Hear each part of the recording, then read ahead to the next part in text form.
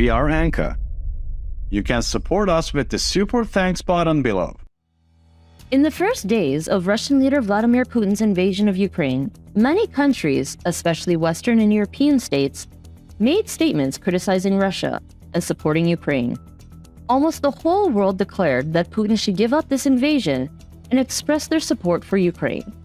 As the war continued, these statements were replaced by concrete steps.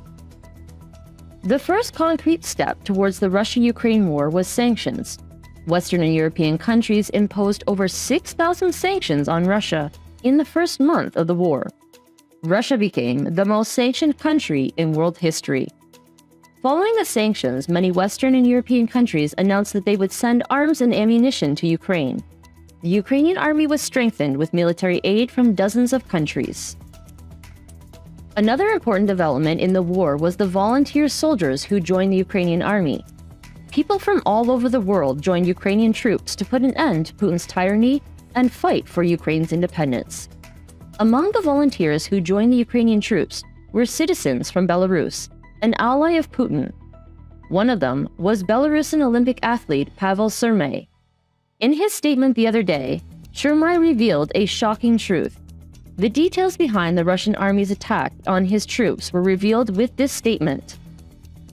Pavel Surmay, a rower who twice represented Belarus at the Olympic Games, announced that he joined Ukrainian troops in the second month of the Russian-Ukrainian war. Surmay announced his joining Ukrainian troops with the following sentences. "I am Pavel Surmay, a well-known figure in the rowing world. I am going to Ukraine to help the brotherly Ukrainian people in the fight against the fascist Russian aggression against Ukraine. And many of us Belarusians are like that. There are many Belarusians who will fight on the Ukrainian side.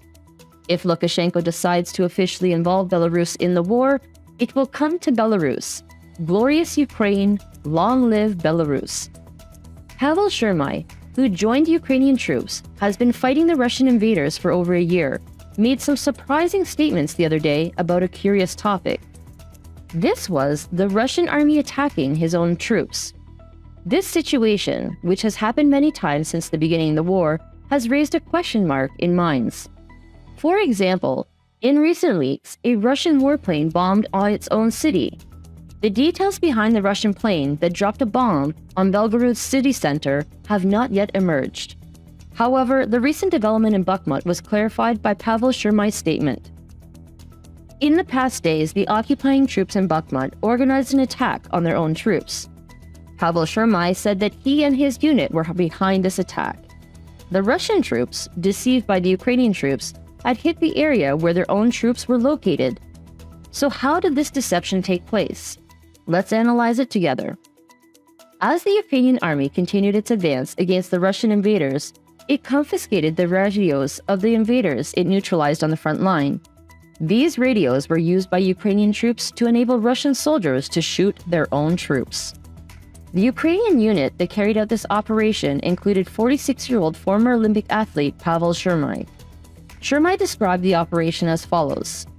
"After we overran a trench, the commander used a radio we found, pretended to be Russian, and gave false coordinates for the Russian fire mission. And it worked." Russian troops attacked their own troops in Bakhmut, following the false coordinates they received from the radio. Unaware of anything, the invaders suffered dozens of casualties, while the Ukrainian army advanced effortlessly. In the war, the intelligence of armies is as important as their strength. Another Belarusian soldier who fought in the Kastis Kalinowski Regiment also spoke. The Kastis Kalinowski Regiment is a group of Belarusian opposition volunteers formed to defend Ukraine against Russia. One of these volunteers, Oleh Adeshavik, explained why Belarusians are fighting against Russia. "First Ukraine, then Belarus. Russia is our common problem. Belarus is a captive of Russia, and Moscow is controlling Belarus and the people. So we need to fight Russia, which will help also Belarus. That's why we are standing together." Hundreds of Belarusian fighters are said to be fighting for Ukrainian independence. The exact number is not known, but it is estimated at 1,500. Surmay and Oleh, who fought in the Kastis Kalinowski Regiment, also said that several hundred Belarusians fought for Ukraine. So much so that the number of soldiers in the Kastis Kalinowski regiment increased so much that the regiment was renamed Battalion. Hundreds of Belarusian soldiers are fighting for the Ukrainian army, even though Belarus is the closest ally of Russian leader Vladimir Putin. Belarus was the first country Putin visited after the start of the invasion of Ukraine. Belarusian leader Alexander Lukashenko made statements in support of Putin after the visit, but no concrete steps were taken. Putin's goal was to include Belarus in the occupation of Ukraine, and thus spread to more areas, because the Russian army was being decimated day by day. With thousands of sanctions imposed in the first months of the war, Russia clearly needed help. For this, the Russian leader visited China after Belarus, but he did not get the support he expected from China, because Chinese President Xi Jinping said that the war should end with negotiations. Unable to get support from both allies, Putin was left alone, and Putin's loneliness is increasing day by day. Russian leader Vladimir Putin is becoming isolated in his own country. Dozens of commanders who were Putin's friends have been killed as a result of successful attacks by the Ukrainian army. So much so that the increasing losses in the war have also isolated the Russian leader.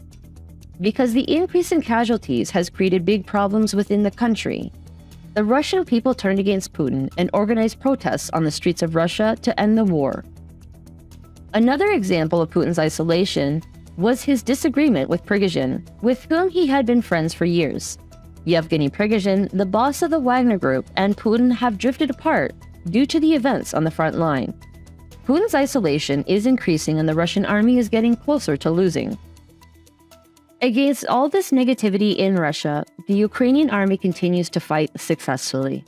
The Ukrainian people support their leader Zelensky. The army is increasing its gains on the front line, believing in victory. The Russian army is being cornered every day. Different factions within the Russian army are also contributing to Russia's failure in the war. The Wagner Group soldiers in the Russian army and the Chechen soldiers loyal to Kadyrov are causing conflicts in the army. Wagner Group soldiers do not listen to the orders of commanders in the Russian army, and Chechen soldiers are constantly humiliated because of their race and beliefs. The lack of cohesion within the army and the lack of military equipment and ammunition seem to spell the end of the Russian army. How do you assess the case of Belarusian soldiers deceiving Russian troops? Can the problems within the Russian army be resolved? Will the increasingly isolated Russian leader Vladimir Putin give up the invasion of Ukraine? What are your thoughts on the course of the war? We are curious about your views. Follow us for more updates. All rights to these videos belong to Anka Daily News YouTube channel. Our Instagram, Twitter, and Facebook usernames are @AnkaDailyNews. Do not rely on any other social media publications. We legally fight all websites and channels that use it without our permission.